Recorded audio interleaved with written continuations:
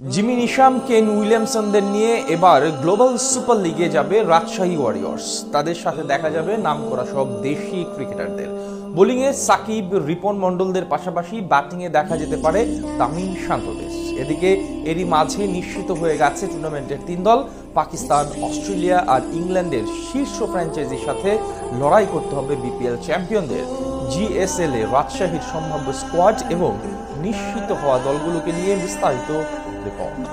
এখন পর্যন্ত global super লিগে 2 আসরে 2বারই বাংলাদেশ থেকে অংশ নিয়েছিল রংপুর রাইডার্স। সেখানে একবার শিরোপা জিতেছিল আর একবার হয়েছিল রানার্স আপ। সেখান থেকে বলা চলে এখন অব্দি টুর্নামেন্টে সবচেয়ে সফল অংশগ্রহণকারী দেশটির নাম বাংলাদেশ। এবার বিপিএল থেকে চ্যাম্পিয়ন হিসেবে অংশ নেওয়ার কথা রাজশাহী ওয়ারিয়র্সের, যেখানে একাধিক নামিদামি তারকা ক্রিকেটারদের নিয়ে যাওয়ার জন্য এরই মধ্যে চেষ্টা শুরু করে দিয়েছে তারা। শিরোপা জয়ের জন্য নিজেদের সেরা স্কোয়াডটাই গঠন করবে নাবিল গ্রুপের ফ্র্যাঞ্চাইজিটি।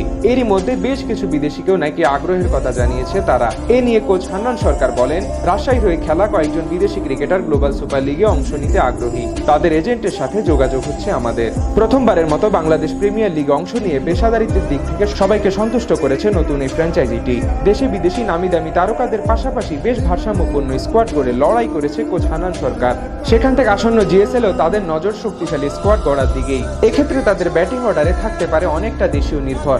দেশীয়দের মধ্যে তানজিদ তামিম, জিশান আলম, ইয়াসির আলী রাব্বিরা আছেন। আসন্ন জিএসএল এর সময় বাংলাদেশের টেস্ট সিরিজ থাকার কারণে অধিনায়ক নাজমুল হাসান শান্ত এবং অভিজ্ঞ ব্যাটার মুশফিকুর রহিমকে নাও দেখা যেতে পারে। তাদের সাথে টপ অর্ডারে দেখা যেতে পারে সংযুক্ত আরব আমিরাতের অধিনায়ক মোহাম্মদ ওয়াসিমকে। ফাইনাল পর্যন্ত থাকা শাহিদজাদা ফারহান আন্তর্জাতিক ব্যস্ততার কারণে না থাকলেও ওয়াসিমকে পাওয়া যেতে পারে। এবার বিপিএল এর রাজশাহী হয়ে 4 ম্যাচে 188 রান করেছিলেন, প্রায় 63 গড় এবং 155 স্ট্রাইক রেটে। তার মতো একজন ব্যাটার গায়নার কন্ডিশনে হতে পারে দলের জন্য ট্রাম্প কার্ড। এছাড়া মিডল অর্ডারের জন্য দেখা যেতে পারে যুব বিশ্বকাপ জয়ী অধিনায়ক আকবর আলীকে।